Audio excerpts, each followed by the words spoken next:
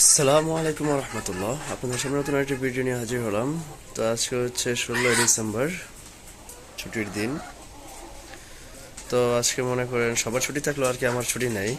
আমার প্রত্যেকদিন ডিউটি আছে। আমার এই যে ডিউটি হচ্ছিল, একটা হইলো গিয়ে এই খামার, আর দ্বিতীয়টা হচ্ছে গিয়ে দোকান। আমার দোকান কখনো অফ চলে না, শুক্রবার না শনিবার না কোনো দিন। যদি আমি অসুস্থ হই তখন অফ যায়, এছাড়া আমার আল্লাহর মতো দোকান অফ যায় না।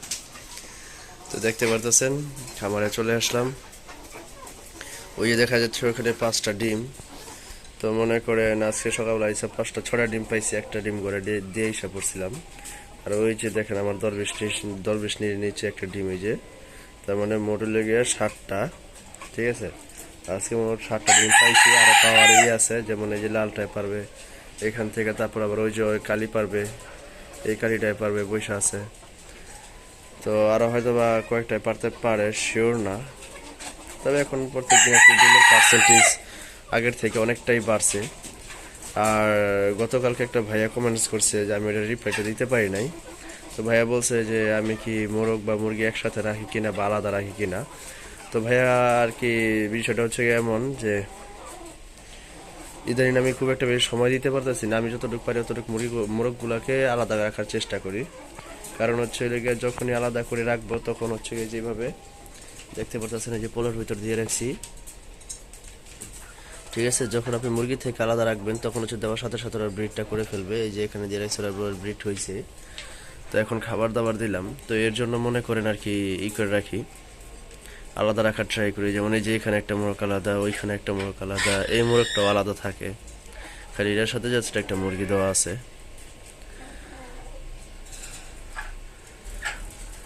তো আশা করি ভাইয়া বুঝতে পারছেন আপনি। তো খাবার টাবার দেওয়া শেষ, এখন আমার কিছু কাজ বাকি আছে, যেমন আপনার পানি দিতে হবে, তারপরে হচ্ছে আপনার ট্রেগুলো পরিষ্কার করতে হবে। তো এইগুলো মনে করেন প্রত্যেক দিনের ডিউটি।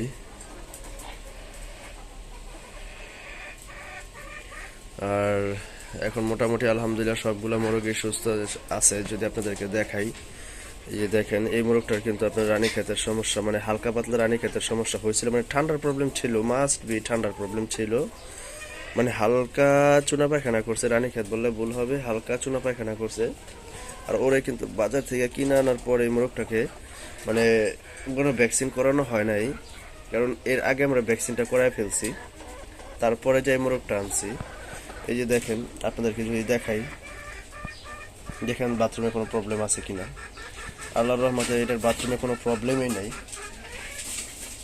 হ্যাঁ, এটার বাথরুমে কোনো প্রবলেমই নেই, দেখতেই পারতেছেন। আলহামদুলিল্লাহ এখন সুস্থ আছে। ঠিক আছে, আল্লাহর রহমতে আমার প্রত্যেকটা মোরগ মুরগি এখন সুস্থ আছে। এই যে দেখেন প্রত্যেকটা মোরগ মুরগি সুস্থ আছে আল্লাহর রহমতে। তো এখন আর কি ঘরটা হওয়ার পর আর কি মুরগির ঠান্ডার এইটা অনেক কমে গেছে। যেমন এই মোরগটার সবসময় আপনার ঠান্ডা লেগেই থাকতো, আল্লাহর রহমতে এটা দেখতে পাচ্ছেন সুস্থ হয়ে গেছে। যেমন আপনার ঘরের ভিতর আপনি যদি মুরগিকে ভালো একটা পরিবেশ দিতে পারেন, তখন দেখবেন আপনার মুরগি এমনি সুস্থ থাকবে। যেমন আমার এই ঘরটা আপনাদেরকে যদি দেখাই, এই যে দেখেন চারমোড় আটকানো থাকে। আটকা দেওয়ার পরেও মনে করেন এই যে এখান থেকে পর্দাটা ফালায় দেওয়া হয় এক্সট্রাভাবে, যেন ওদের শরীরে বাতাসটা না লাগে। আর এই পাঁচটা নিচ দিয়ে পর্যন্তই দেওয়া আছে, যাতে কোনো বাতাস ঢুকতে না পারে। তার মানে কতটা প্রপারভাবে আমরা এটা মেনটেন করতেছি, মানে ঠান্ডার থেকে ভালো রাখার জন্য। এইখানে মনে করেন এই যে তারপরের নিচে কাঁথা আছে, আবার এই যে এই তারপরের নিচে আবার এই যে একটা কাঁথা আছে, এগুলো দিয়ে মনে করেন ঢাইকা রাখি। আর এখানে কারেন্টের লাইট দেওয়া হয়েছে, কিন্তু আমাদের এখানে লাল লাইটটা যেটা সেটা পাওয়া যাইতেছে না। 100 ওয়াটের একটা লাইট খুঁজতেছি, মানে 100 ওয়াটের 2টা লাইট লাগবে, কিন্তু পাইতেছি না।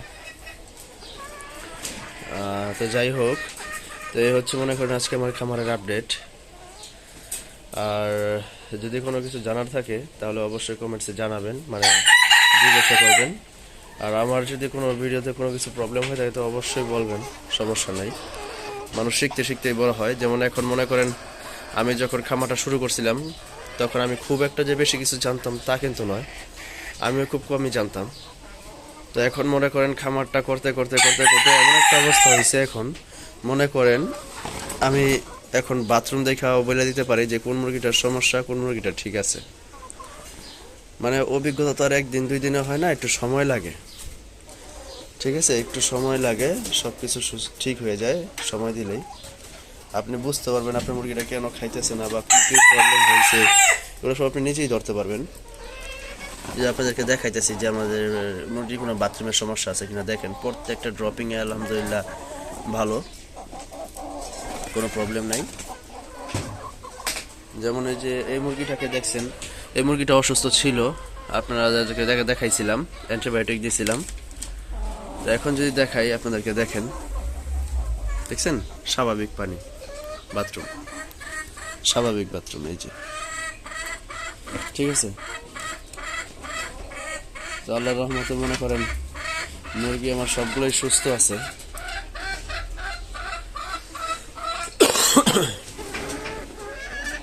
এই যে সবগুলো মুরগি আলহামদুলিল্লাহ সুস্থ। মুরগির যে সমস্ত রোগগুলো আছে সেগুলো আপনারা প্রথম স্টেজ ধরতে পারবেন ওদের বাথরুম দেখে। ঠিক আছে, আর না তো আপনি বুঝতে পারবেন না যে ওদের প্রবলেমটা কী হচ্ছে। আপনি যখন ওদের বাথরুমটা বুঝবেন, মানে দেখবেন, তখন আপনি বুঝতে পারবেন। তো সেই অভিজ্ঞতা তো আর একদিন দুই দিনে হয় না, একটু সময় লাগে। তো যাই হোক, অনেক কথাবার্তা বলে ফেলছি। তো সবাই ভালো থাকবেন, দোয়া করবেন। আসসালামু আলাইকুম ওয়া রাহমাতুল্লাহ।